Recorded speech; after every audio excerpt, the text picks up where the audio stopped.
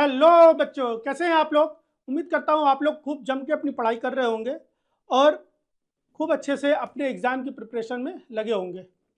Previous video में हम लोगों ने डिस्कस कर लिया था साइक्लिक फोटोफॉस्फोराइलेशन के बारे में, और आज इस वीडियो में हम लोग डिस्कस करने जा रहे हैं नॉन साइक्लिक फोटोफॉस्फोराइलेशन क्या होता है। तो चूंकि नाम से पता चल रहा है कि नॉन साइक्लिक फोटोफॉस्फोराइलेशन है, यहाँ पर इलेक्ट्रॉन का ट्रेवल कुछ इस तरह से होगा कि जहां से इलेक्ट्रॉन रिलीज होगा वहां पर इलेक्ट्रॉन फर्दर इंटर नहीं होगा। तो इसलिए हम लोग इसको क्या बोलने जा रहे हैं, नॉन साइक्लिक फोटोफॉस्फोराइलेशन। ये कहां पर होता है, ये थैलाकोइड की मेम्ब्रेन पे होता है। ध्यान रखना, ये थैलाकोइड की मेम्ब्रेन पे होता है। ये कहां पे नहीं होता है, ये कहां पे नहीं होता है, ये स्ट्रोमा लैमेली पे नहीं होता है। ये स्ट्रोमा लैमेली पे नहीं होता है। क्यों? क्योंकि इस नॉन साइक्लिक फोटोफॉस्फोराइलेशन के लिए पीएस फर्स्ट और पीएस सेकंड दोनों चाहिए। पीएस फर्स्ट और पीएस सेकंड दोनों चाहिए, जबकि स्ट्रोमा लैमेली के अंदर मैंने याद दिलाया था आपको बहुत अच्छे से, फोटो सिस्टम फर्स्ट और सेकंड बहुत इंपॉर्टेंट, वो वीडियो जरूर देख लीजिएगा। वहां पे हमने याद कराया था कि यहां पर क्या रहेगा कि जो स्ट्रोमा लैमेली होगी वहां पे फोटो सिस्टम सेकंड नहीं पाया जाएगा। फोटो सिस्टम सेकंड एग्जाम में सेकंड आया था, उसके पापा ने उसको खूब डांटा था और उसको बिल्कुल बंद करके रख दिया था एप्रेस्ड रीजन में। खूब अच्छे से मैंने बड़ा इंटरेस्टिंग वे में याद कराया था फोटो सिस्टम फर्स्ट और सेकंड के बारे में, तो जरूर देख लीजिएगा। लिखा गया है कि यहाँ पर फोटो सिस्टम सेकंड और फर्स्ट दोनों इन्वॉल्व होंगे, जबकि साइक्लिक फोटोफॉस्फोराइलेशन में केवल फोटो सिस्टम फर्स्ट ही इन्वॉल्व हो रहा था।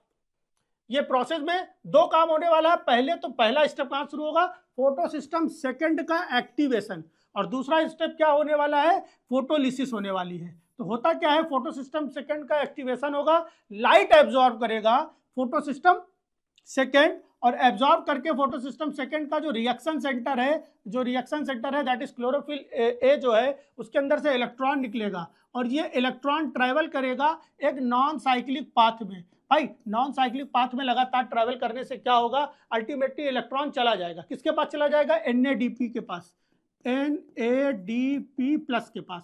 मतलब फाइनल इलेक्ट्रॉन रिसेप्टर कौन है, NADP प्लस। तो इलेक्ट्रॉन इसके पास चला गया, जिसके कारण क्या हो गया कि इस फोटो सिस्टम सेकंड के क्लोरोफिल ए के पास इलेक्ट्रॉन की लगातार होती चली जाएगी कमी। अब इस कमी को पूरा भी तो करना है, नहीं तो धीरे धीरे तो डिसइंटीग्रेट हो जाएगा क्लोरोफिल ए, तो उसको डिसइंटीग्रेट नहीं होने देना है। उससे बचाने के लिए यहाँ पर क्या होने जा रहा है कि जो इलेक्ट्रॉन है उसको कौन दे देगा, वापस कर देगा। कौन वापस कर देगा, वाटर ये इलेक्ट्रॉन वाटर को वापस कर देगा। तो इसलिए हम लोग बोलेंगे वाटर की स्प्लिटिंग हुई। स्प्लिटिंग कराने में कौन मदद करने वाला है, ऑक्सीजन इवॉल्विंग कॉम्प्लेक्स, जहां पर वाटर की स्प्लिटिंग हो गई और इलेक्ट्रॉन जो है वो किसके पास चला जाएगा, यही रिएक्शन सेंटर के पास।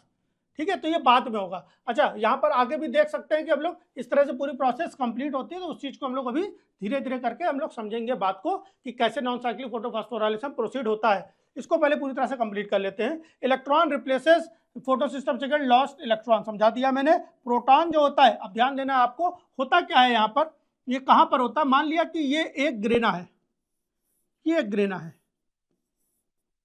या सिंगल है तो ग्रेनम बोल दें। ठीक है, इस ग्रेनम में एक थैलाकोइड है। इस थैलाकोइड को निकाल के देखा जाए तो ऐसे दिखेगा, ऐसे कुछ।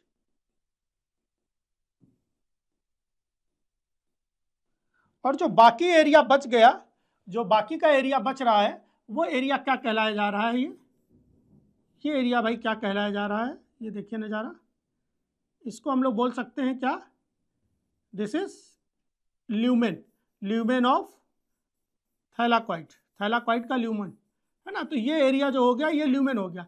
इसी ल्यूमेन के अंदर फोटोलिसिस चलती है। इसी ल्यूमेन के अंदर क्या होता है, फोटोलिसिस की प्रोसेस होती है। क्या होता है, H2O टूट जाता है,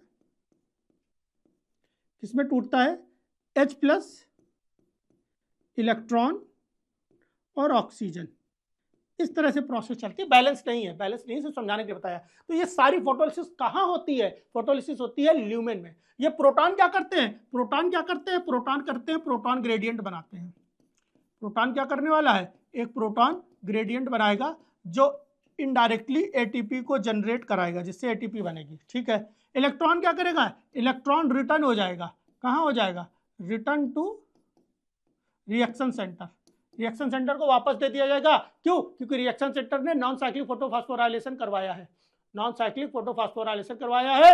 NADPH को NADP प्लस को NADPH में चेंज किया है। और ऑक्सीजन जो होती है वो प्यारी ऑक्सीजन बाहर जा करके प्राण वायु पूरे दुनिया में प्राण का निष्पादन करती है, पूरे दुनिया को प्राण देती है, लाइफ देती है। ठीक है, यहाँ पर ऑक्सीजन जो है वो बाई प्रोडक्ट है। इंपॉर्टेंट बात है, बहुत इंपॉर्टेंट बात है, अपने माथे पे लिख लो, oxygen is by product, not a fundamental product. Fundamental product क्या है नॉन साइक्लिक फोटोफॉस्फोराइलेशन का? ATP NADPH, बाई प्रोडक्ट है ऑक्सीजन। ओके, चलिए भाई देखते हैं क्या प्रोसेस हो रही है। ये देखिए कितना प्यारा सा स्ट्रक्चर बना हुआ है, समझ लेते होता क्या है। जैसे ही सनलाइट आकर के यहाँ पे गिरती है, किसके ऊपर? P680 के ऊपर। P680 क्या है? मैंने बोला ये पढ़ने में कमजोर है, ये कमजोर है, तो ये फोटो सिस्टम सेकंड आ गया, सेकंड आया, 680 नंबर लाया, और इसने इलेक्ट्रॉन दे दिया फियोफाइटिन को। फियोफाइटिन एक प्राइमरी इलेक्ट्रॉन रिसेप्टर है in case of photo system second. Photo system second का प्राइमरी इलेक्ट्रॉन रिसेप्टर कौन हो गया? फियोफाइटिन। फर्स्ट का कौन है? कमेंट बॉक्स में जरूर बताएंगे, थोड़ा मजा आता है, मुझे भी मोटिवेट होते हैं कि अगली वीडियो बताएं, बच्चे बड़ा इंटरैक्ट कर रहे हैं। ठीक है, तो नेक्स्ट वीडियो में, तो सॉरी कमेंट बॉक्स में जरूर बताएंगे फोटो सिस्टम फर्स्ट का प्राइमरी इलेक्ट्रॉन रिसेप्टर क्या है, और ये मैंने प्रीवियस वीडियो में बड़ा अच्छे से समझा रखा है। तो फियोफाइटिन इस इलेक्ट्रॉन को ले लेगा, फियोफाइटिन फर्दर इलेक्ट्रॉन दे देगा प्लास्टोक्विनोन को, प्लास्टोक्विनोन चेंज होगा हेमिक्विनोन में, प्लास्टोहेमिक्विनोन में, क्या बोल रहा हूं मैं, प्लास्टोक्विनोन इलेक्ट्रॉन लेगा, प्लास्टोक्विनोन इलेक्ट्रॉन ले लेगा, और प्लास्टोक्विनोन इलेक्ट्रॉन ले करके इलेक्ट्रॉन लेगा, ये प्लास्टोक्विनोन, और इसने इलेक्ट्रॉन लिया, ये चेंज हो गया हेमिक्विनोन में, और हेमिक्विनोन ने 2 प्रोटॉन ले लिए और चेंज हो गया क्या? PQH2 में। प्लास्टोक्विनोल काय में? प्लास्टोक्विनोल, ये क्विनोन है, ठीक है, या ये सॉरी ये हेमिक्विनोन है, हेमिक्विनोन है, और ये क्विनोल है, और ये क्विनोन है। उम्मीद है सारे सफिक्स आपको समझ में आ गए होंगे। ठीक है, तो इस तरह से क्विनोन के पास इलेक्ट्रॉन गया, क्विनोन से हेमिक्विनोन, हेमिक्विनोन से क्विनोल बनता है। अभी अगली नेक्स्ट वीडियो में हम लोग बायोसिंथेटिक प्रोसेस जो पढ़ेंगे बड़ा अच्छे से, है ना, बहुत अच्छे से प्रोसेस समझेंगे कि कैसे एटीपी एग्जैक्टली बनती है। वो इसमें नहीं है, नॉन साइक्लिक का पार्ट नहीं है, वो एक सेपरेट टॉपिक है, वहां पे बताएंगे।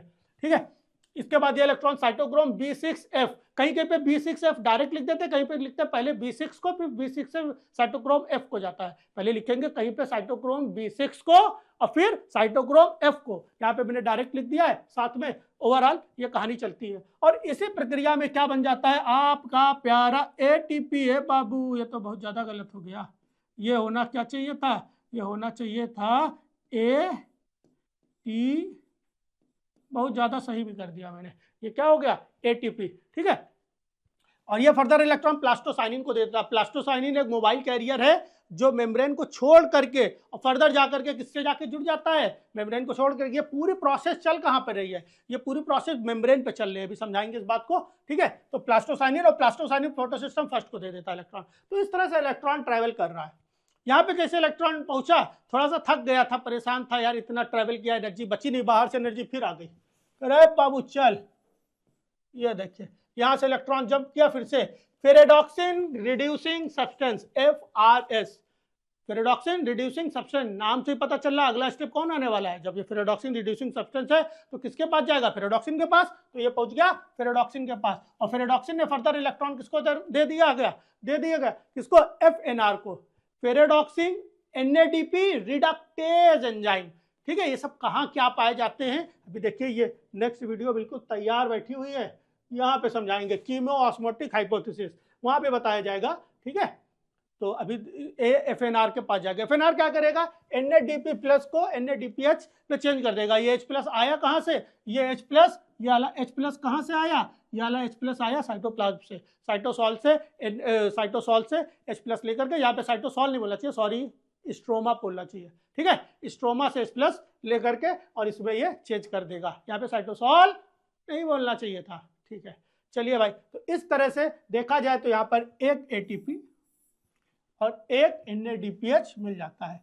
इंपॉर्टेंट बात ये याद रखना कि यहाँ पर एक ATP नहीं मिलता है, बल्कि जब एक इलेक्ट्रॉन चलता है, वन इलेक्ट्रॉन के चलने से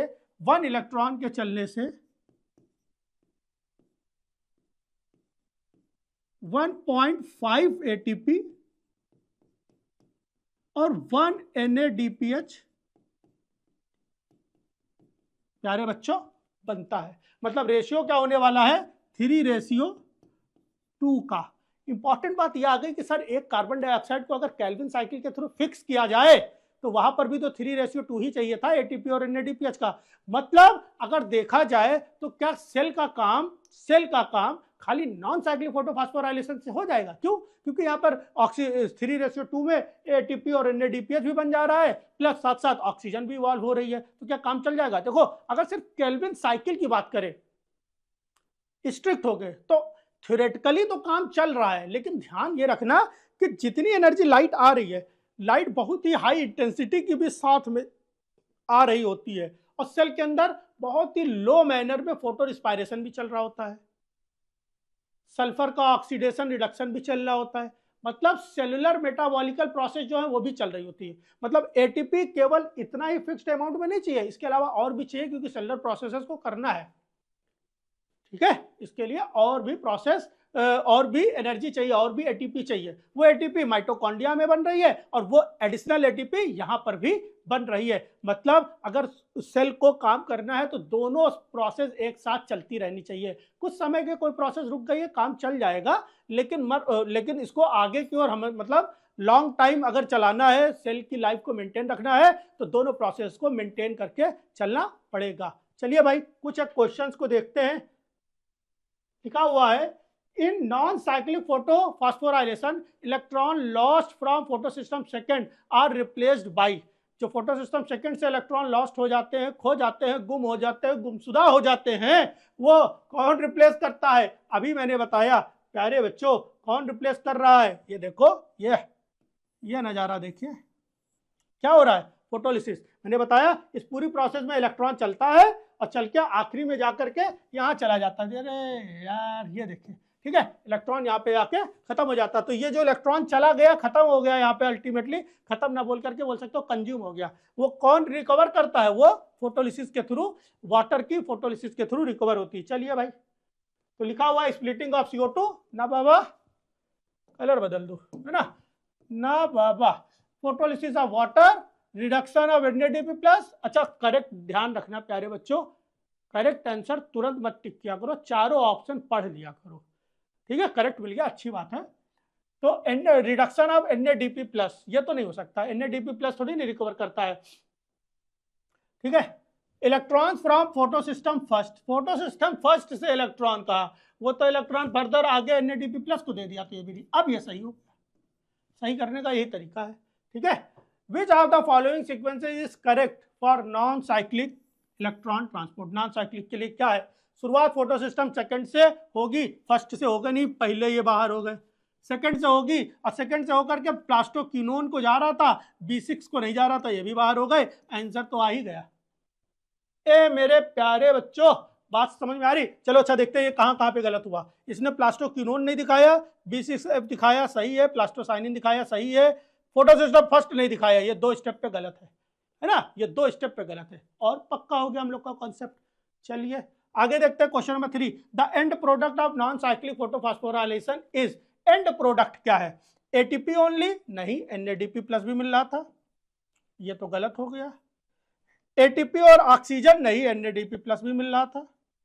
एटीपी और एनएडीपीएच, ये और ये देखो 2 क्वेश्चन मार्क लगाए, मतलब क्वेश्चन बड़ा इंपॉर्टेंट है ना। एटीपी और एनएडीपीएच है एंड प्रोडक्ट, या एटीपी एनएडीपीएच और ऑक्सीजन है? मेरे प्यारे बच्चों, ये प्रोडक्ट नहीं है, ये बाई प्रोडक्ट है। ये क्या है? ये बाई प्रोडक्ट है, पीछे मैंने बताया भी है, ये बाई प्रोडक्ट है, और ये सही आंसर है, गलत हो गया, ठीक है। तो जो लोग ऑक्सीजन के साथ जाके टिक करेंगे, कितना प्यारा क्वेश्चन था, जो लोग ऑक्सीजन के साथ जाकर के टिक करेंगे वो जीवन भर टिक टिक करते रहेंगे।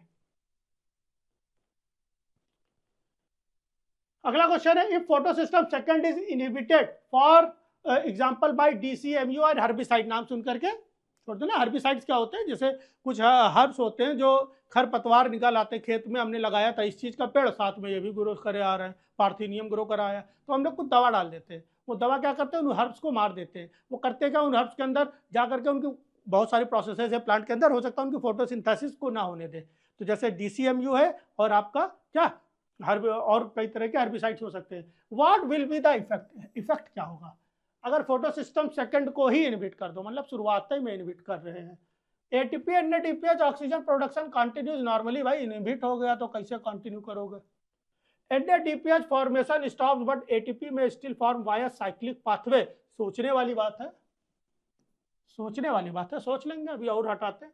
ऑक्सीजन रिलीज इंक्रीज, नहीं भैया प्रोसेस ही नहीं हो रही है तो ऑक्सीजन रिलीज क्यों होगा, ऑक्सीजन चाहिए ही क्यों था, फोटोलिसिस हुई ही क्यों थी, क्योंकि फोटो सिस्टम सेकंड टेंशन में आ गया था, उसका इलेक्ट्रॉन चला गया था। वो टेंशन लगातार किसको दे रहा था, ऑक्सीजन इवॉल्विंग कॉम्प्लेक्स, उससे लगातार बोला था भैया भैया मेरा इलेक्ट्रॉन चला गया है। तब वो उसकी टेंशन, अपनी टेंशन उसने ऑक्सीजन इवॉल्विंग कॉम्प्लेक्स को दिया, और ऑक्सीजन इवॉल्विंग कॉम्प्लेक्स ने क्या किया, वाटर तोड़ दिया गुस्से में, ये अपना इलेक्ट्रॉन वापस लो। जब फोटो सिस्टम सेकंड काम ही नहीं कर रहा है तो उसका इलेक्ट्रॉन ही नहीं जाएगा।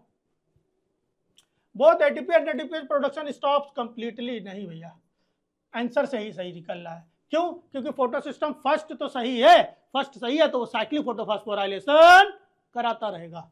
चलिए भाई, बोल रहा है in non cyclic photophosphorylation the ultimate electron receptor is, अभी मैंने पहले बताया एनएडीपी प्लस, ये ठीक है। एक चीज आप बताना, जब रिस्पायरेशन होता है, जब रिस्पायरेशन होता है, ये जरूर बताना कमेंट बॉक्स में, बड़ा मोटिवेट हो जाऊंगा मैं, इतना मोटिवेट हो जाऊंगा, इतनी सारी वीडियो बनाऊंगा कि आप पढ़ ही नहीं पाओगे, इसलिए ध्यान दो। क्या, जब सेलुलर रिस्पिरेशन हो रहा होता है, इलेक्ट्रॉन ट्रांसपोर्ट सिस्टम चल रहा होता है माइटोकॉन्ड्रिया में, यहाँ वाला नहीं, माइटोकॉन्ड्रिया में, तो वहां पे टर्मिनल इलेक्ट्रॉन रिसेप्टर कौन होता है, ये जरूर बताइएगा कमेंट बॉक्स में। मिलेंगे नेक्स्ट वीडियो में, हम लोग कीमो ऑस्मोटिक हाइपोथेसिस के बारे में बड़ा अच्छे से पढ़ेंगे, मजा आने वाला है।